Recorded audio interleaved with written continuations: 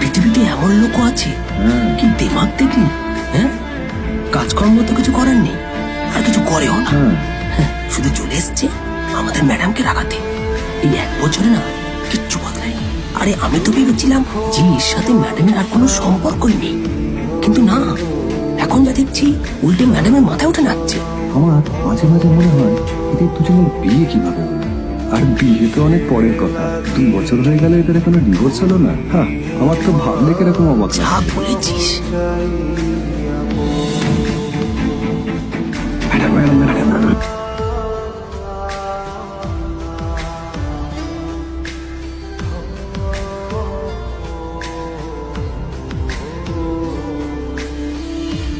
দুঃখ আমার সাথী হইল সারা জনম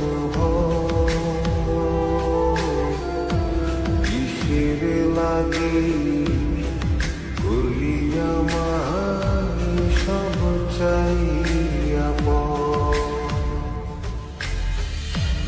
আর কত কাল আমি তো তোমার সবচেয়ে প্রিয় মেয়ে ছিলাম বাবা,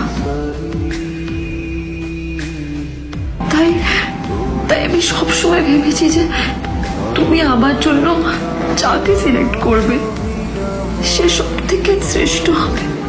তাই আমি নিজে থেকে কখনো কোনো রিলেশনশিপে যাইনি,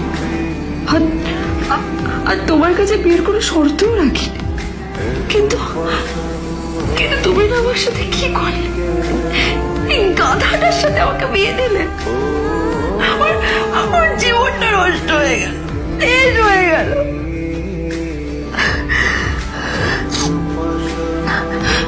আমি যদি একটু জানতাম যে ও কিছু করে না, ঘর চাপা হয়ে থাকবে, এইসব কাজকর্ম করে, তাহলে কোনোদিনই বিয়েতে রাজি হতাম না বাবা, কোনোদিন না, কোনোদিন।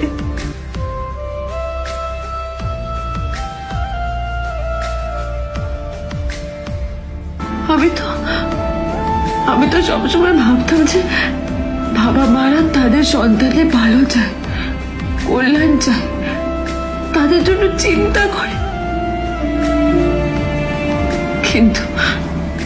কিন্তু বাবা, তুমি আমার জন্য একটু চিন্তা করোনি।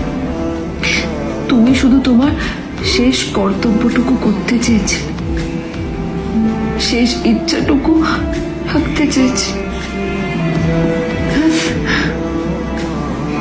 পালন করা হয়ে গেছে,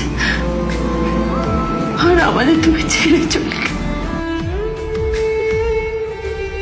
তুমি আমাকে ছেড়ে